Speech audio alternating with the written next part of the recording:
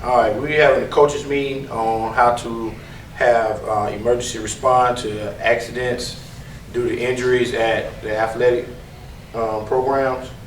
We're going to talk to the coaches about it and go over the action plan that we should be using once we have a serious injury.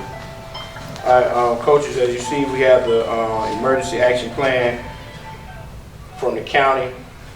The first thing it says that we are the assessment.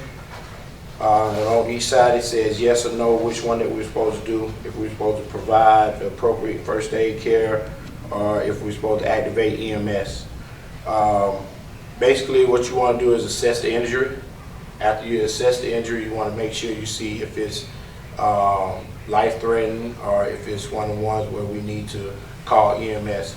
But before you call EMS, the first thing you need to do is respond by calling myself or calling Miss Barber or Mr. Graham.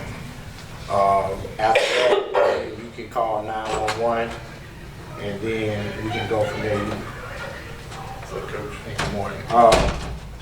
You also need to make sure you notify the parents that you know that you have a situation and that you may be calling 911.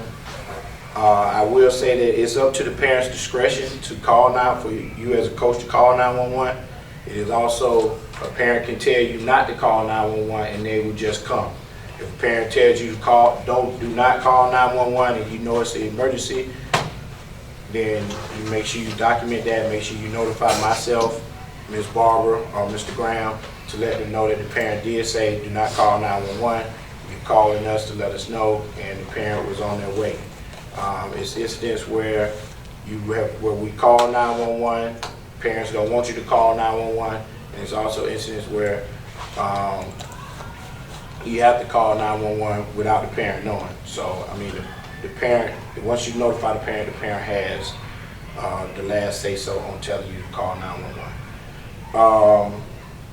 And basically, we want to make sure that when we assess the injury, make sure that we are not, not moving the students in any kind of way.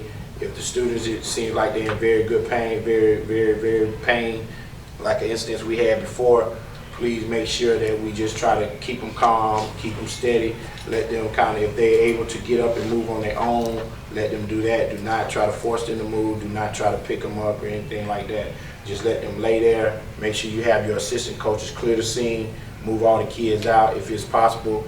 If you're like in the gym or something and the accident happens like at basketball or wrestling and you're in the gym, let's try to evacuate all the extra team members out the area so it won't be noise.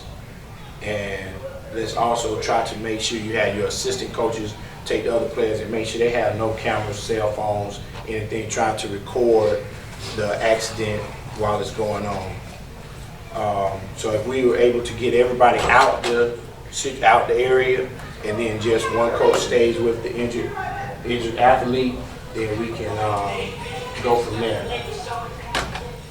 But I gave everybody the emergency plan, and like I said, please make sure that you follow this plan as coaches, and make sure that, you know, the first thing is make sure you do the line of communication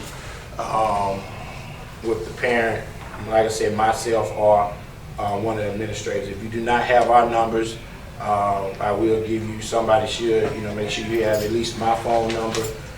You can text or send a message, email or whatever, and then we'll make sure we go from there. Just make sure you have documentation that you did communicate to myself or one of the administrators.